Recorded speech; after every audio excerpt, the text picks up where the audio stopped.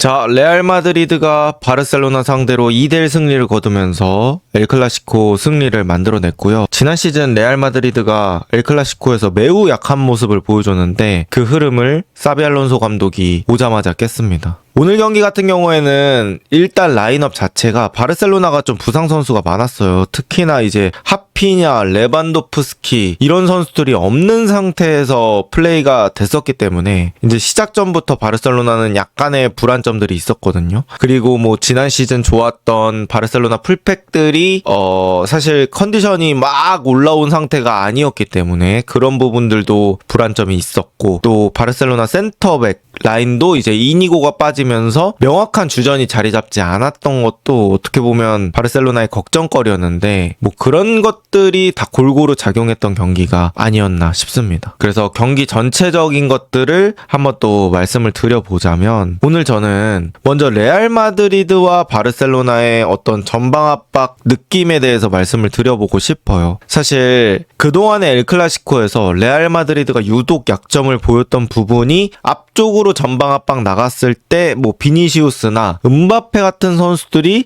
이 압박의 타이밍이 어긋난다든지, 또 압박의 강도가 그렇게 세게 들어가지 않으면서 거기서 구멍이 생겨서 빠져나오는 그런 상황들이 되게 많았거든요. 그래서 이제 오늘 만약에 레알 마드리드가 전방 압박을 한다면 그런 것들을 되게 조심했어야 했는데, 사실 제가 알론소 감독이 오고 나서 안첼로티 때와 가장 달라졌다고 느끼는 부분들이 어떻게 보면 전방 압박이거든요. 근데 오늘도 확실히 안첼로티 때보다는 전방 압박이 좋다고 느끼는 그런 경기였습니다. 그 레알 마드리드가 압박하는 그런 상황들에서 큰 실수 없었고, 바르셀로나의 롱킥도 꽤 많이 유도를 해서 전반전에는 바르셀로나가 뒤쪽에서 공 돌리는 걸 꽤 어려워하는 상황도 몇 번 있었던 것 같습니다. 그래서 이 알론소라는 감독이 오면서 그런 시스템적인 것들을 도입을 시키면서 이 개인 기량을 유지시킨 게 아주 큰 부분이라고 저는 볼 수 있을 것 같고요. 반면에 이제 바르셀로나도 전방 압박을 했거든요. 이제 2대1 상황에서 한 골 뒤지고 있을 때 바르셀로나가 빨리 공을 뺏어서 공격을 더 많이 해야 되니까 그런 전방 압박을 많이 시도를 했었는데, 사실 그 상황에서 레알 마드리드가 꽤 나쁘지 않게 빠져나왔어요. 그리고 빠져나가고 나서 레알 마드리드가 역습으로 만들어내는 그 속도가 엄청나게 빨랐습니다. 근데 바르셀로나가 오프사이드 트랩을 쓰잖아요. 근데 그 오프사이드 트랩이 그 뒷공간에다가 넘기지 않고 그냥 공을 가져갈 때는 사실 의미가 없어질 수 있거든요. 그러니까 약간 이런 상황이죠. 뭐 바르셀로나가 이쪽에서 압박을 해서 레알 마드리드가 짜짜짜짜 해서 이렇게 사이드로 빠져나갔어요.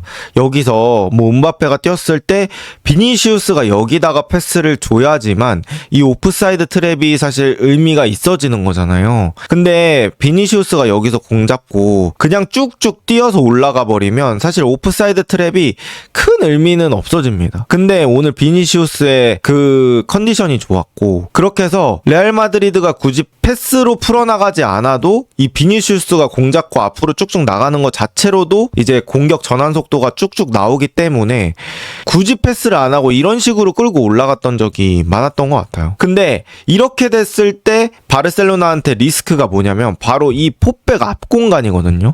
여기가 조금 취약하게 노출이 된 상황들이 있었단 말이죠. 이런 상황에서 뭐 뒤에 따라오는 벨링엄 같은 선수가 음바페가 먼저 침투하면 최종 수비 라인은 음바페를 신경 쓸 수밖에 없어요. 그럼 뭐 비니시우스 같은 선수가 가다가 이쪽으로 컷백 하면 벨링엄이 뭐 이런 식으로 박스 앞 공간을 완전히 프리하게 잡을 수 있거든요. 근데 이게 뭐 비단 벨링엄뿐만 아니라 다른 선수들이 들어갈 때도 비슷한 과정들이 많이 만들어진단 말이죠. 그래서 이런 것들을 좀 레알 마드리드가 잘 노렸던 것 같다. 그러니까 굳이 이거를 패스로 뚫으려다기보다는 뭐 이런 식으로 뚫었던 장면들도 있었던 것 같다. 이런 느낌들이 저는 들었습니다. 그래서 뭐 전방 압박 상황에서 나오는 그런 차이들이 양 팀한테는 있었다. 저는 이렇게 느낄 수 있을 것 같고요. 이제 저는 오늘 양 팀의 스트라이커 차이도 좀 있었다고 봐요. 그러니까 음바페와 페란이었는데, 사실 페란 토레스가 저는 세비야전부터 비슷한 약점을 계속 노출했다고 생각을 하거든요. 그게 바로 이 센터백과의 피지컬적인 경합이에요. 그러니까 세비야전에서도 심판이 좀 잘 안 부는 심판이면 센터백이 뒤에서 덮쳤을 때 계속해서 페란 토레스가 공을 잃어버리게 된단 말이죠. 뭐 피지컬적으로 장점 있는 선수는 아니다 보니까. 오늘 같은 경기에서도 이제 레알 마드리드가 압박이 중원 지역에서 들어올 때 바르셀로나 선수들이 스트라이커한테 좀 던져놓고 붙으려고 좀 준비를 하고 있었던 상황들이 많이 나왔어요. 근데 페란 토레스가 거기서 한 턴을 버텨줘야 페드리라든지 페르민 로페스 같은 선수들이 붙어줄 수 있는데, 사실 그러기까지 페란 토레스가 버텨주지 못했던 것도 저는 좀 아쉬웠다고 봅니다. 그리고 이런 페란 토레스를 잠재웠던 선수가 저는 밀리탕이라고 봐요. 사실 밀리탕이 이런 피지컬적인 도전들을 되게 잘하는 스타일이기도 하고 운동 능력으로 잘 눌러준다고 생각을 하거든요. 그래서 이 스트라이커에서 바르셀로나가 좀 약한 모습들이 있었고 일선 쪽으로 공이 연결되더라도 소유권을 잃는 빈도들이 저는 좀 늘었던 것 같습니다. 그리고 이제 반면에 음바페는 사실 이거는 양 팀의 수비 형태와도 관련이 있는데, 바르셀로나는 오프사이드 트랩을 좀 많이 쓰다 보니까 음바페가 얼마나 많은 오프더볼 움직임으로 그걸 깨려고 시도하는지가 중요했던 것 같거든요. 근데 음바페가 오늘 득점 장면 빼고도 그냥 오프더볼 시도하는 양들이 되게 많았어요. 시도 때도 없이 계속해서 뒷공간을 뛰려는 움직임들이 있었고, 확실히 뭐 음바페는 그런 식으로 득점을 많이 하다 보니까 그 뛰는 방향이라든지 타이밍이라든지 그런 것들에 대한 노하우는 그냥 최상급인 것 같습니다. 그러니까 음바페가 이제 전 세계에서 라인 깨는 스트라이커의 유형에서는 가장 성숙하고 가장 정점에 이르렀다고 저는 생각을 하는데요. 음바페가 확실히 그런 오프더볼 움직임에서도 되게 세련된 게 있다라고 느꼈고, 이제 첫 골에서는 그런 것들이 완성이 됐죠. 음바페가 오프사이드 트랩을 딱 깨는 그런 느낌으로 뛰었고, 거기서 이제 벨링엄의 탈압박이 또 좋았습니다. 벨링엄이 등진 상황에서 한 명 벗겨내고 딱 고개 드니까 음바페가 뛰네. 거기서 그 시야에 딱 찔러주는 패스. 그리고 음바페가 여기서 이 환상적인 마무리를 했는데, 사실 아까도 말씀드렸지만 이런 골 넣는 거 절대 쉽지 않습니다. 일단 스프린트 할 때 체력 썼고, 그 숨이 올라오는 상황에서 골대 정확히 보고 마무리하는 거 쉬운 일 아니고요. 거기서 그 정도 상황에서 득점 못하는 선수 전 세계에 한 20트럭 이상 됩니다. 그러니까 이런 1대1 상황에서 제대로 잘 넣어주는 선수, 이런 것만 다 넣어도 월드 클래스 충분히 되는데, 어쨌든 음바페는 확실히 자신의 클래스를 보여줬고, 여러분 골 넣기 전에 음바페 고개 드는 거 보셨습니까? 총 3번 정도 골대를 봅니다. 공이 나한테 올 때 한 번 딱 돌리고, 그리고 공 오고 나서도 한 2번 정도 골대를 확인을 해요. 그러면 이제 그때 슈체스니와 골대 위치가 확인이 되잖아요. 그리고 슈팅하기 전에 고개를 이제는 공에다만 집중합니다. 그러니까 어느 정도 머릿속에 그림으로 그려놓는 거죠. 오케이, 이 정도의 슈체스니 있고 골대 있구나.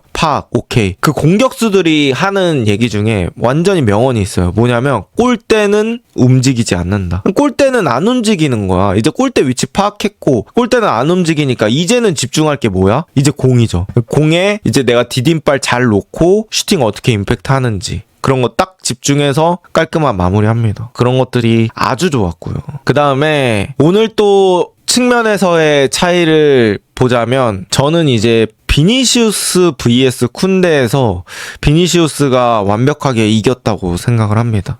물론 이제 쿤데가 막는 빈도도 어느 정도 있긴 했지만, 비니시우스가 오늘 한 2명 정도는 견뎌낼 만큼의 실력이 있었던 것 같아요. 그래서 비니시우스가 이제 두 번째 골 득점하는 상황에서도 거의 2대1 상황에서 자기가 끝까지 엔드라인까지 치고 들어가면서 안으로 올려주고, 그 다음에 이제 거기서도 센터백들이 안 내려온 상황에서 또 밀리탕, 하위선 이런 선수들을 제목해주고 벨링엄이 잘 마무리했습니다. 근데 그런 비니시우스 같은 선수가 있는 게 진짜 바르셀로나 입장에선 상당히 부담이 돼요. 비니시우스가 뭐 당장 득점을 하지 않더라도 그런 선수가 있다는 것 자체가, 사실 뭐 쿤데 같은 선수는 공격적으로 오버래핑 나가는데도 상당히 부담을 느끼게 되고, 어떻게 보면 수비적으로 조금 전념할 수밖에 없는데, 그런 영향력까지 따졌을 때는 비니시우스가 이번 경기에서 미친 영향력이 엄청나게 많았다고 생각을 합니다. 그리고 이제 제가 느꼈던 건, 사실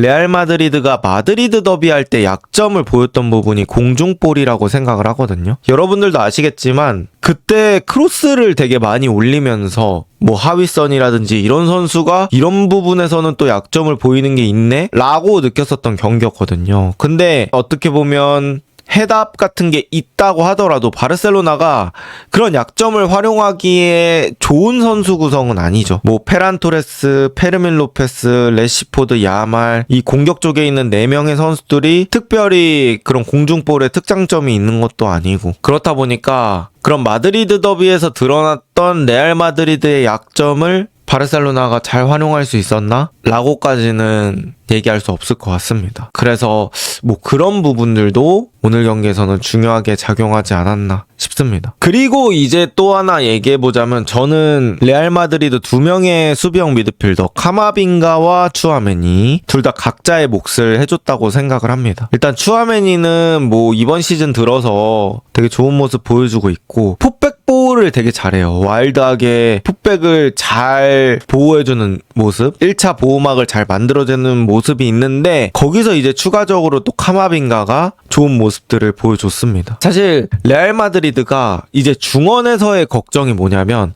완전히 중원 싸움으로 들어갔을 때 중원에서 볼 잘 차는 미드필더의 부재? 이런 것들이 좀 있잖아요. 그러니까 토니 크로스가 나가고 나서부터는 그런 부분들이 좀 부족했었는데 오늘은 레알 마드리드가 뭐 엄청나게 점유율에 집착하지 않으면서 그런 부분들을 그냥 내렸다가 한 번에 빠른 전환 뭐 요런 것들을 좀 집중했던 게 유효하지 않았나 싶고요. 그런 측면에 있어서는 추아메니 카마빙가가 제 역할을 잘 해줬던 것 같습니다. 주드 벨링엄도 공격형 미드필더 치고 수비력이 좋기 때문에 사실상 뭐 박스박스라고 봐도 되는 선수이기 때문에 그런 부분에 있어서도 큰 기여를 많이 해줬던 것 같고요. 그 다음에 이제 야말과 카레라스도 얘기를 해야 될 것 같은데 여러분 카레라스가 참 공수 밸런스가 탄탄한 그런 풀백이라고 생각합니다. 야말이 1대1을 오늘 어느 정도 시도를 했었는데 거기서 끝까지 잘 기다린 다음에 발 뻗는 모습들 이런 것들 보고 그리고 기본적으로 좀 볼 처리가 실수가 없어요. 그러니까 카레라스라는 선수가.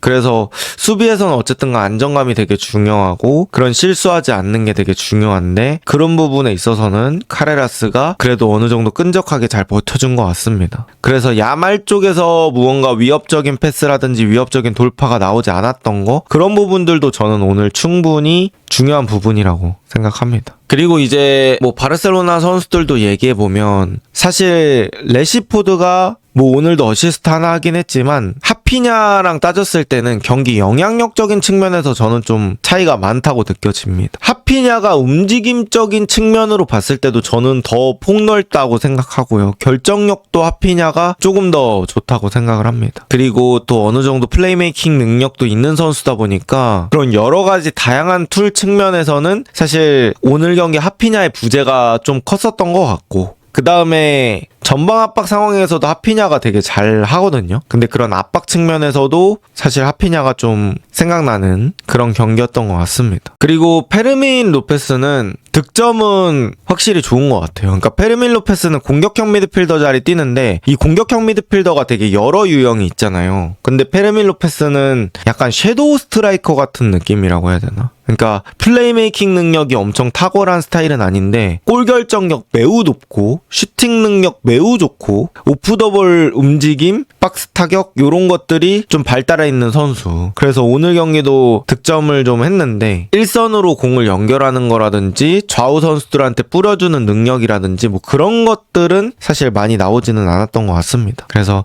오늘은 바르셀로나 공격진이 막 전체적으로 좋았다 이런 느낌까지는 아니어서 그런 것들은 좀 아쉽고 사실 바르셀로나는 그 이후에 좀 생각을 해봐야 될 게 이번 경기로 인해서 이제 레알 마드리드랑 승점 차가 5점 차이로 벌어지게 됐습니다. 그 다음에 라리가는 또 승자승이 중요하기 때문에 이 5점 차 이상으로도 또 승자승까지 이뤘다는 것도 좀 바르셀로나 입장에서는 타격이 있다고 볼 수 있겠고 그 다음에 또 페드리가 퇴장을 당했어요. 그러니까 페드리도 지쳤겠죠. 거의 100분을 뛰었는데 그 100분 뛴 상황에서 약간 터치가 길어졌고 그거를 뺏기면 안 되니까 어떻게든 지켜보려고 하다가 길어졌고 거기서 이제 경고 하나 더 받으면서 퇴장을 당했습니다. 그러니까 오늘 경기 지는 것도 너무 아쉬울 텐데 페드리가 퇴장당해서 다음 경기에 뛰지 못한다는 거, 이게 또 바르셀로나 입장에서는 좀 큰 타격이 아닐까 싶습니다.